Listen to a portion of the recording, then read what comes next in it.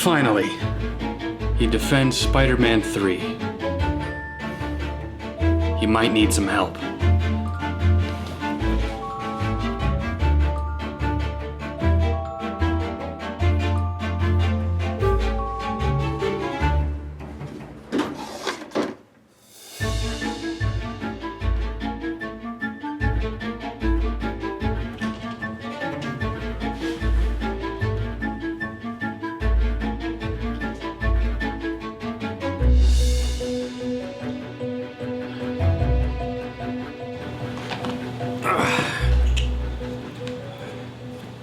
I think this is going to be a good one. Okay, I know I said I wasn't going to respond to every video High Top does, but can you blame me on this one? A 51-minute runtime and all that hyping it up on Twitter? I haven't been this excited for a YouTube video in a long time. As a Raimi fanboy myself, I'm always curious to see the thoughts of others when it comes to the notorious Spider-Man 3. In my last Spider-Man video, I explained that Spider-Man 2 was my favorite movie of all time, and I admittedly have had trouble defending some of Spider-Man 3's more eccentric moments. Now dig on this. But when another Raimi fanboy, especially one as talented a YouTuber as Alex, you know I'm watching that, my guy. So I grabbed my coffee this morning, my dog, and some Spider-Man memorabilia, and let Alex take me away. Let me just start this off by saying, wow.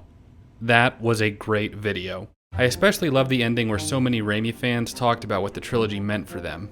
Some of the things they were saying were painfully relatable, but I want to dissect some of High Top's video.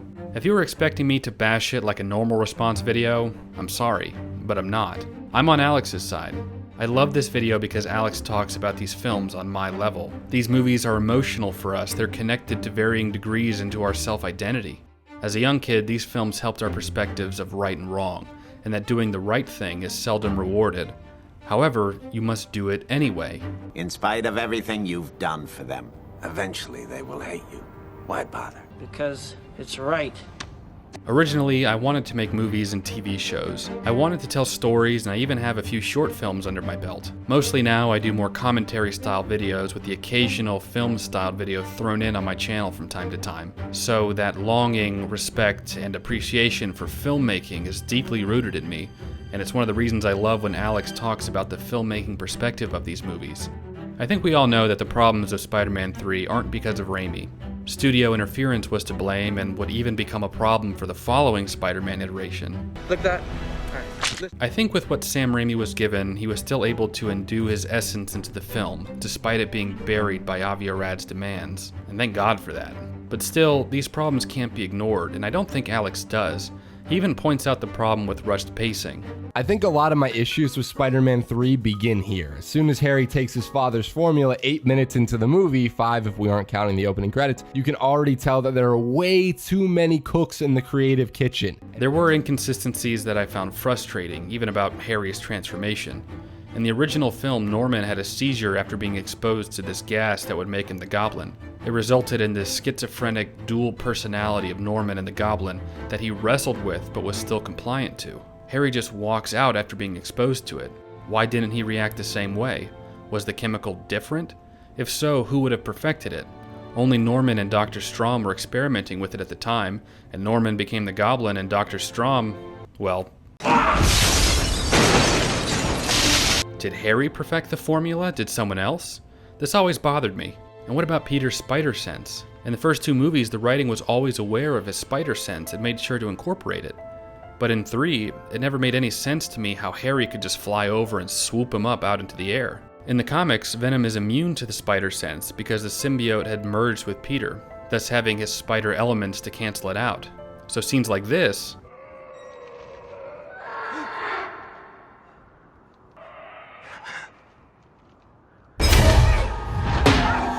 make more sense to me. But again, I realize this isn't the fault of Sam Raimi, but these are just 2 of the many problems of this movie that prevent it from being glorified like Spider-Man 1 and especially Spider-Man 2.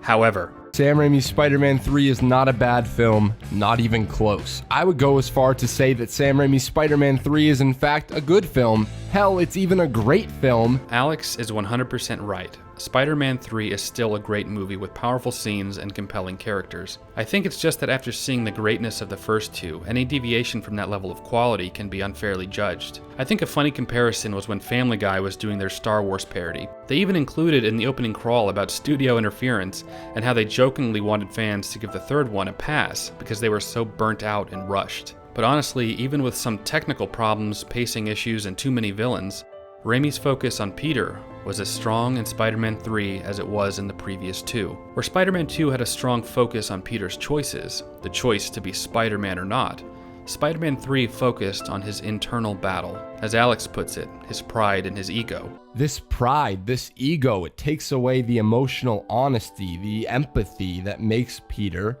Spider-Man. Alex points out that many of the scenes contrast those in Spider-Man 2. This focus on Peter is what drives me towards this movie and makes me love it. Because these movies are about Peter Parker, his struggles, and strength to overcome them. Not because he's a strong superhero, but because he's a strong man. And even strong men need a break. Everybody needs help sometimes, Peter. Even Spider-Man. The ego and pride that fills Peter during this film blinds him to what is right in front of him. He spent 2 entire films in love with Mary Jane and making the hardest decision of his life at the time and letting her go in order for her to be safe. His ego was so strong during this film, it's hard to picture the steps it took to go from this In case we die. You do love me. I do. to this. I want to be here for you. Okay. I get it. Thank you. But, I'm fine. I don't need your help. Peter was a different person. He was corrupted. It wasn't the symbiote or the suit that was corrupting him. He was doing it to himself. The suit just amplified it. As Alex pointed out, this line from the film that Mary Jane says, Who are you? I don't know. Peter remains relatable in this film, but for a different reason. It requires a deeper look into ourselves and face the uncomfortable truths about our own pride and selfishness. Do we get so narcissistic we push away the people we love the most? Would we even notice, as Peter never did? But as much as Spider-Man 3 is a film about the battle within, it's also a story of redemption, much like Spider-Man 2. I talked about this some in my last High Top Response video, about Doc Ock's redemption. It's poetic to me that the previous film would be about the villain's redemption in the end, requiring Peter to forgive him for everything he did to both Aunt May and Mary Jane. Think about it. Ock used Aunt May, the sweetest woman in the world and mother figure to Peter, as a human shield, going so far as to drop her from a building, and then kidnapping Mary Jane and nearly killing her too. In the end, Peter didn't really have to forgive Otto in his heart because he knew that Otto wasn't himself. The forgiveness was implied in this scene. In Spider-Man 3, we, as the viewer, must now forgive Peter. Forgive him for being such a dirty, manipulative douchebag. And it makes it so much more compelling for us because, in true Raimi fashion, it holds a mirror up to the viewer. We are Peter Parker. We've all been selfish and conniving at some point in our lives, seeking out our own self-interest. Even after coming clean and attempting to pick up the pieces of our life and people we hurt along the way, we still suffer the consequences of those choices. Forgiveness becomes a central theme in this film, and I love it for that. Forgiveness is a topic rarely covered, much less focused on in our society. For many, it's viewed as weakness, and the eye for an eye philosophy of our human nature would even call forgiveness foolishness.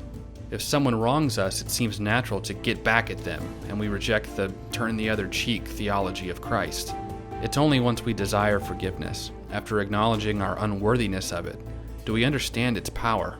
In the film Les Miserables, the one with Liam Neeson, not Hugh Jackman, there's a scene where Jean Valjean is taken into the home of a bishop after escaping prison. Valjean attacks the man and attempts to steal some of his silver. He is caught by the police and returned to the bishop. Valjean gave a story of how the bishop gave him the silver, which was a lie. The bishop, surprisingly, confirms the story and demands to have Valjean freed. Are you saying he told us the truth? Of course. Release him. The bishop saw the goodness in Valjean, and by going against expectation, by forgiving him, he was able to reach Valjean in his soul and changed his life forever. Jean Valjean, my brother, you no longer belong to evil. I've ransomed you from fear and hatred. And now I give you back to God. Forgiveness, true forgiveness, is such a powerful thing. The truly needing of forgiveness seldom deserve it, but the gift of forgiveness changes both the forgiven and the forgiving. In Spider-Man 3, after Peter has returned to his regular self, he is keenly aware that he is unworthy of forgiveness. As Alex put it, He hit her. When I saw this as a kid, I was shocked, and it's still insanely shocking now. How could Peter Parker, how could Spider-Man hit Mary Jane? This isn't Spider-Man. This isn't Peter. Peter did horrible things, and he even admits it. It's his self-awareness of his own shortcomings and faults that emboldens him to forgive Flint Marko. He understands what it's like to do bad things and be filled with remorse. Flint is not a bad person, but he has done bad things. How could Peter not relate to him? How could you not relate to him? In Christian tradition, an acknowledgement of one's own sins is necessary for forgiveness. But I think a side effect might be because the acknowledgement of our own shortcomings is supposed to make us more empathetic to the shortcomings of others. We are required to forgive others because we have been forgiven. Every sin, every time we've screwed over a friend or family member, every time we've lied to get something out of it, every time we've lost our tempers, our addictions, vices, whatever you struggle with, has been forgiven. How could we not forgive others who hurt us? For if you forgive men their trespasses, your heavenly Father will also forgive you. But if you do not forgive men their trespasses, neither will your Father forgive your trespasses. You can't expect to never forgive others who have wronged you and then be expected to be forgiven yourself. While standing there with Flint, Peter is given this opportunity. Flint murdered his uncle. Spider-Man attempted to murder Flint, and even believed he succeeded. Had Spider-Man actually killed him, what would Penny have thought of Spider-Man? Spider-Man, the man who killed her dad. Spider-Man would have become to Penny exactly what Flint was to Peter. Flint explained his daughter was dying and that he needed the money. He didn't even do it on purpose. Then he says this, I'm not asking you to forgive me. I just want you to understand. Look at Peter's reaction to this. In these few seconds, Peter truly comes to understand. He knows what it's like. I've done terrible things too. He also knows what it's like to want redemption.